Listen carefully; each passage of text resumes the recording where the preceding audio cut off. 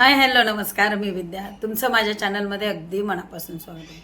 तर तुम्हाला हेडलाईन बघून किंवा आपलं थंबनेल बघून लक्षात आलं असेल की आजचा व्हिडिओ कशावर आहे. आजचा व्हिडिओ हा सत्यनारायणाच्या पूजेबद्दल आहे. आता आधी कसं असायचं की आपल्याला पर्याय नव्हता, कारण आपल्याला माहिती नव्हतं की सत्यनारायण हा फक्त आपण ब्राह्मणाला बोलवूनच करू शकतो. परंतु गुरुमाऊलींनी, परमपूज्य गुरुमाऊलींनी इतकं छान आपल्या आर्थिक प्रगल्भ होण्यासाठी, स्थिरता येण्यासाठी आपल्याला घरच्या घरी आणि दर महिन्याला कशी सेवा करता येईल सत्यनारायण महाराजांची ते सांगितलेलं आहे. दर पौर्णिमेला तर आपण काही ब्राह्मणाला बोलवू शकत नाही. तुम्ही एक वेळ श्रावणात बोलू शकता, मार्गशीर्षमध्ये बोलू शकता, पण दर महिन्यात नाही आपण बोलवू शकत.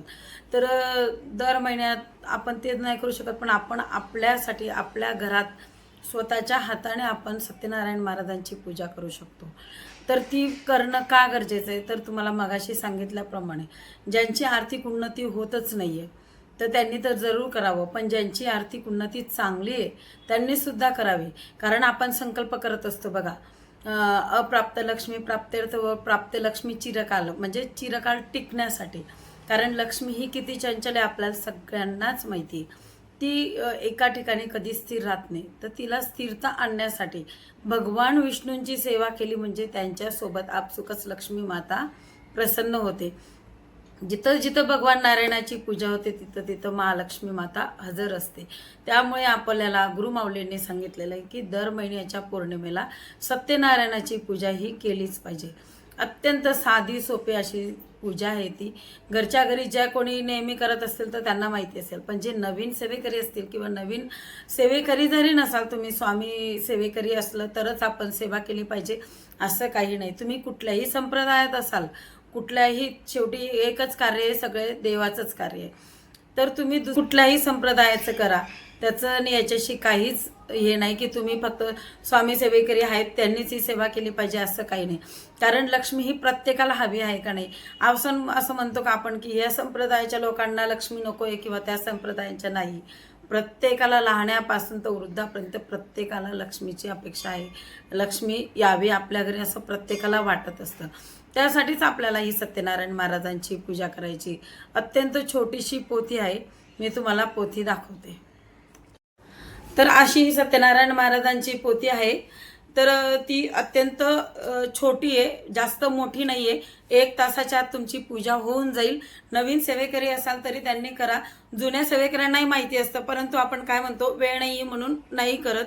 असं न करता प्रत्येकाने केलं पाहिजे. तर त्याला नवीन सेवेकरी असतील त्यांच्यासाठी सांगणं आहे. ही पोथी आहे फक्त 51 रुपयाची. त्याच्याबरोबर तुम्हाला साहित्य काहीच नाही. 3 जोडपान म्हणजे 6 विड्याची पानं, 3 सुपाऱ्या आणि 3 वाट्या याच्या खडीसाखरेच्या, म्हणजे 2 वाट्या खडीसाखरेचे, 1 वाटी गुळ खोबरं, हे गणपतीसाठी. म्हणजे ह्या पुस्तकामध्ये डिटेल दिलेलं आहे, तरी पण मी थोडक्यात सांगायचा प्रयत्न करते. आणि प्रसादाचा शिरा, जो शिरा आपण 1.25 पटीने करायचा आहे, म्हणजे 1.25 वाटी किंवा 1.25 चमचा.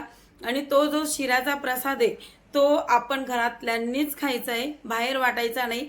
जेव्हा आपण श्रावणमध्ये किंवा वास्तुशांतीला सत्यनारायण करतो तेव्हाच आपण लोकांना वाटायचं आहे, पण जेव्हा घरच्या घरी आपण पौर्णिमा करतो तेव्हा घरातल्यांनीच खायचा आहे तो प्रसाद.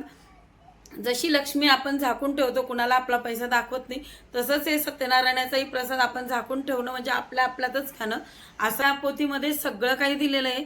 तुम्ही ही एवढी इन्व्हेस्टमेंट करा आणि 1, 2, 3 असं 5, 6 ओळीपर्यंत तुम्हाला अनुभव येणार नाही. काही काहींची सेवा जास्त असेल तर त्यांना 1-2 मध्येच अनुभव येईल. पण जेव्हा आपण नेहमी करत राहतो, आपण म्हणजे 2, 4, 5, 6 झाल्या की तुम्हाला ही सत्यनारायण महाराजांचा अनुभव आल्याशिवाय राहणार नाही. त्या पोथीमध्ये अगदी स्पष्ट म्हटलेलं आहे की ह्या पोथीचं किंवा सत्यनारायण केल्याने आपली भरभराट कशी होते. तर हे सत्यनारायण करायचं आहे. दुसरी गोष्ट म्हणजे अजून आपण लक्ष्मी प्राप्तीच्या वेगवेगळ्या सेवा करू शकतो पौर्णिमेच्या दिवशी.